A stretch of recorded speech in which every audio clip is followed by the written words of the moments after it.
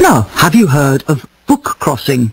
What it is a concept for turning the whole world into a library. The idea is that if you've got a book you'd really like other people to read, you register it with the bookcrossing.com website, which will give you an ID number for you to paste on the book's cover.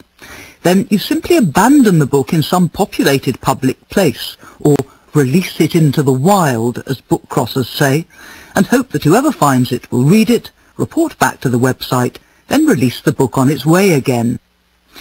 Book crossing started in a small way in 2001, but it's fast becoming a global phenomenon, with over 160,000 members around the world. In New York, the BBC's Damien Fowler went out with book crosser Annie Samuelson to set yet another book free. So we've come to this cafe inside the world-famous Grand Central Station to release a book into the wild. So Annie, tell me, which book have you brought along? I have a copy of William Faulkner's The Sound and the Fury. I have a yellow sticky note that I've attached to the front, very conspicuously, and it says in great big letters, "I'm free, I'm not lost. Please pick me up, read me, and help me with my journey. Be inside. bookcrossing.com."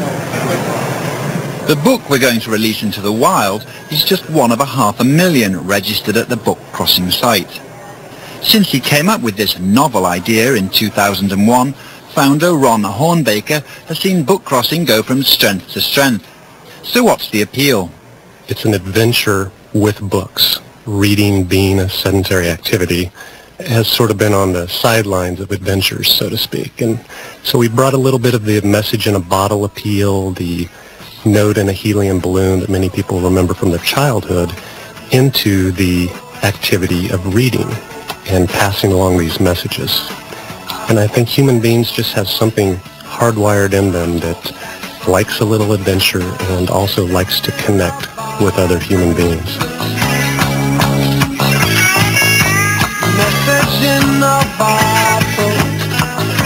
Book crossing isn't just about the adventure of watching a book's progress.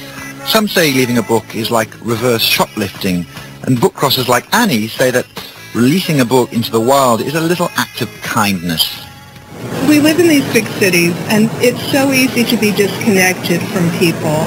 And just this little act of leaving a book somewhere, and somebody picks it up and it touches them in some way, I think kind of cuts through a lot of that distance.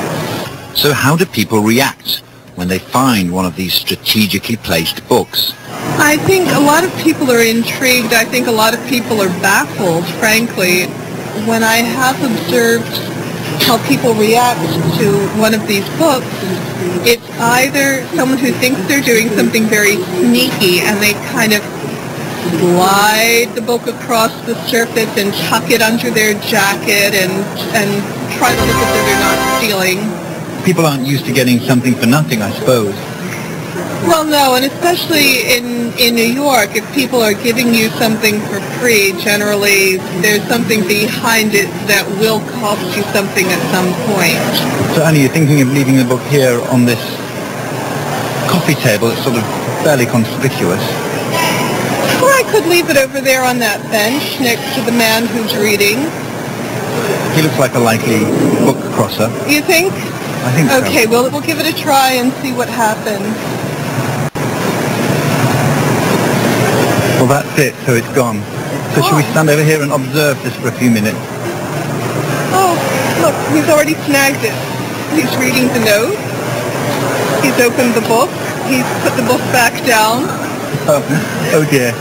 No, someone will take it. It'll get a new home for a while.